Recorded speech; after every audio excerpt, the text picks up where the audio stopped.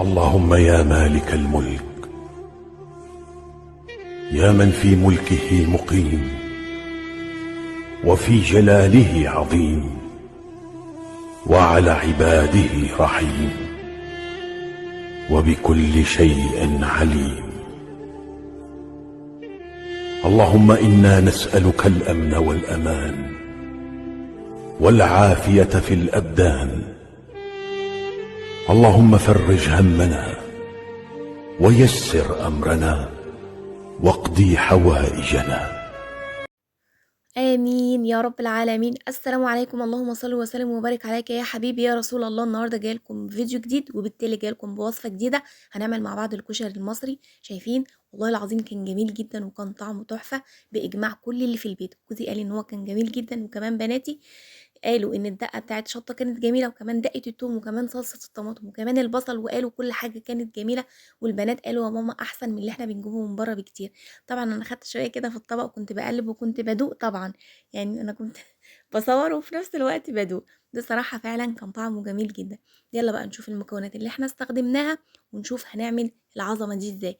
طبعا الكشري معانا النهاردة هنعمله في حلة واحدة، مش هنبهدل المواعين كتير علشان بعد ما نطبخ ونخلص ما نقفش على الحوض كتير. اول حاجة طبعا معايا البصل، زي ما انتم شايفين معايا كمية بصل كبيرة محترمة كده، ومقطعاها زي ما انتم شايفين شرايح رفيعة كده. ومعايا انواع المكرونة، معايا المكرونة اللي كانت موجودة عندي، المكرونة الهلال دي اللي انا هستخدمها النهاردة، ومعايا كمان مكرونة سباجيتي، ومعايا كوباية من الشعرية، ومعايا كوباية من العدس البني، بس ده انا كنت نقعاه، انا ما سلقتش حاجة. ومعايا كمان كوباية من الحمص. الحمص الحمص والعدس انا نقعتهم، بس الحمص انا هسلقه. وطبعا معايا خل، ومعايا كمان مع كوبايه من الرز الابيض المصري العادي بتاعنا. ومعايا طبعا عصير الطماطم اللي انا هستخدمه. ومعايا كمان هاخد حوالي معلقتين كبار كده من الصلصه، احطها على على الطماطم علشان نعمل صلصه الكشري. طبعا اول حاجه، ومعايا طبعا توم مهروس، برضو كميه توم مهروس كويسه علشان هنعمل منها صلصة الطماطم، وهنعمل كمان منها الدقة بتاعة التوم. طبعا ومعايا طبعا معلقتين كبار كده من الخل، من النشا، علشان البصل بتاعنا. طبعا انا مش هحط على البصل ملح، انا بحب طعمه كده من غير ملح. فهعمل ايه، هحط المعلقتين الكبار النشا اللي معايا كده على البصل، وهقلبهم تقليبه كويسه. وهبدا بقى اروح على البوتاجاز بتاعي. معايا طاسه كده على النار فيها كميه محترمه من الزيت. حطي زيت ما يهمكيش يعني.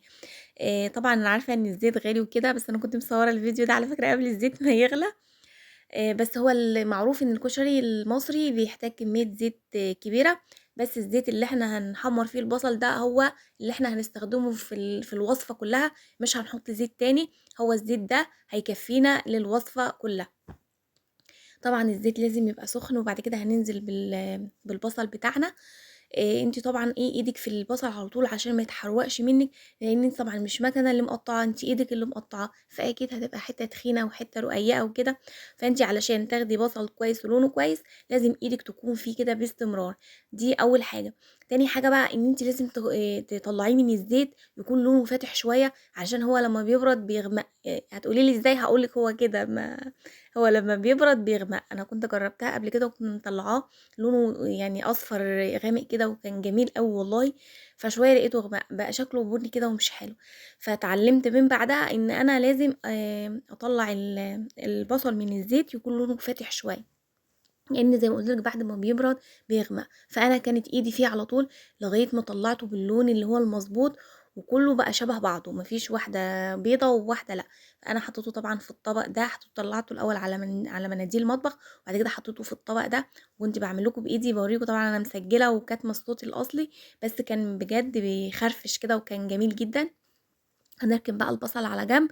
وبعد كده معانا حلة بقى على النار اللي احنا هنستخدم، اللي احنا بقى هنعمل فيها الوصفة بتاعتنا كاملة. طبعا الزيت ده انا جبت مصفى كده صغيرة اللي هي بتاعت اليانسون دي، وقمت مصفية الزيت علشان ما يبقاش في حاجة مكان النشا طبعا او مكان البصل. فاول حاجة هعملها الحلة على النار وفيها الزيت بتاعي. وبعد كده هبدأ اول حاجة بالشعرية، الكوباية الشعرية اللي معايا. هابدأ كده أنزل بالزيت، بالشعرية على الزيت. وهابدأ بقى إيدي طبعًا، لإن الشعرية برضه مش هتاخد وقت في التحمير.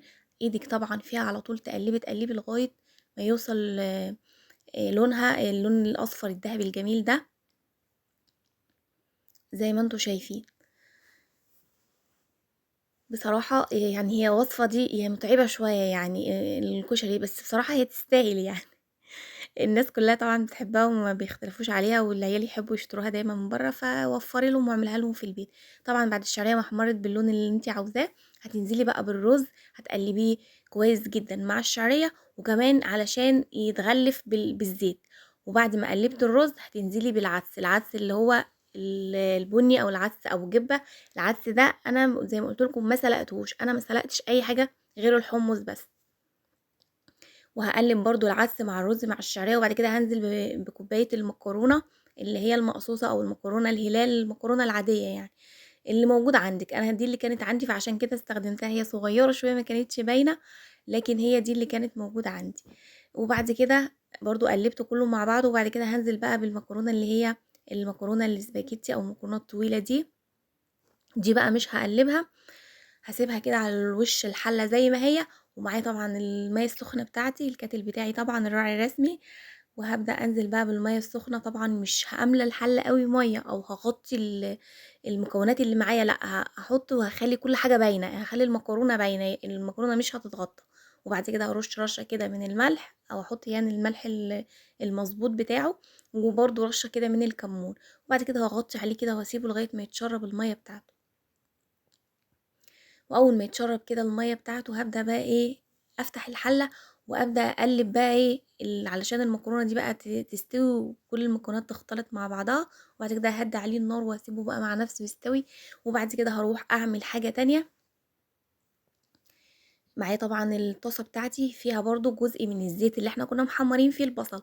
هاحط طبعًا الزيت، وبعد كده هانزل بقى بالتوم اللي معايا، علشان هنعمل دقة التوم، وكمان هنعمل صلصة الطماطم في نفس الطاسة. زي ما قُلت لكم إحنا مش هنبهدل مواعين كتير. طبعًا نزلت بالتوم على الزيت السخن، وبعد كده نزلت بمعلقة كبيرة كده من الكزبرة الناشفة، طبعًا هتدّي ريحة جميلة أوي. وبدأت إيه، أقلّب كده تقليبة، إحنا مش عاوزين التوم يحمر ولا أي حاجة، هو التوم بس هياخد تشميعة بس كده وريحته تطلع. وبعد كده معايا ربع كوباية من الخل هانزل بيها على الإيه، على التومة بتاعتي، وهابدأ أقلّب كده. أول ما تغلي هاعمل إيه، هاخد جزء كده من الدقة دي أركنها في طبق كده لوحدها على جنب. أنا طبعًا حطيت شوية من الفلفل وشوية من الكمون على التومة بتاعتي، زي ما قُلت لكم الزيت وبعد كده في التومة، وبعد كده التومة هتاخد لون بس. وبعد كده هابدأ أنزل بربع كوباية من الخل، وبعد ربع كوباية من الخل إحنا حطينا طبعًا كزبرة برضه، كزبرة ناشفة. وبعد كده هازوّد إيه، شوية صغيرين كده من المَيّة. أنا خدت شوية كده في الطبق على جنب عشان هاقول لكم هاعمل بيهم إيه دلوقتي. وبعد كده هانزل بقى الأول كده إيه بمعلقتين كبار كده من الصلصة، ننزل بالصلصة الأول علشان الصلصة يعني إيه ريحة التوم وطعم التوم يغيّر من طعم الصلصة يعني، لإن دي صلصة إحنا جايبينها من برّه مش عاملينها في البيت. وبعد كده هانزل بقى إيه بعصير الطماطم بتاعي زي ما أنتم شايفين كده، وهاقلّب تقليبة، وهاسيبه بقى إيه الطماطم بتاعتي تتسبك تسبيكة كويسة.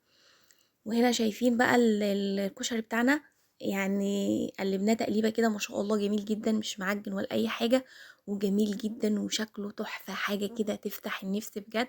برضه إيه، هو كده تقريبًا استوى، هاركنه بقى على جنب عقبال لمّا أخلّص الإيه، الدقات والحركات بتاعتي. وكمان معايا هنا الصلصة بتاعة الطماطم اتسبكت وبقت جميلة جدًا. تعرفي إزاي إن هي اتسبكت؟ أول ما تلاقيها تقلت كده تبُصي تلاقي الزيت كده إيه بقى على وش الطماطم، تعرفي إن هي كده التسبيكة المضبوطة بتاعتها. إحنا حطينا لها طبعًا الملح وحطينا لها الفلفل وحطينا لها الكمون. شوية بقى الدقة بتاعة التوم اللي أنا خدتهم، عملت منهم دقة الشطة وكمان عملت منهم دقة التوم. دقة التوم دي أنا زودتها مَيّة سخنة بس ما حطيتش أي حاجة تانية، لكن دقة الشطة حطيت طبعًا شطة أنتِ على حسب بقى عاوزاها حامية أوي، طبعًا أنا خليتها إيه متوسطة مش حامية أوي، علشان أنا عندي أطفال يعني. وكان معانا الكشري بالشكل الجميل ده. هنبدأ بقى نحطه في الطبق، ونحط عليه بقى الصلصة ونحط عليه البصل ونحط عليه الدقة الجميلة بقى اللي احنا عملناها دقة الشطة ودقة التوم بقى.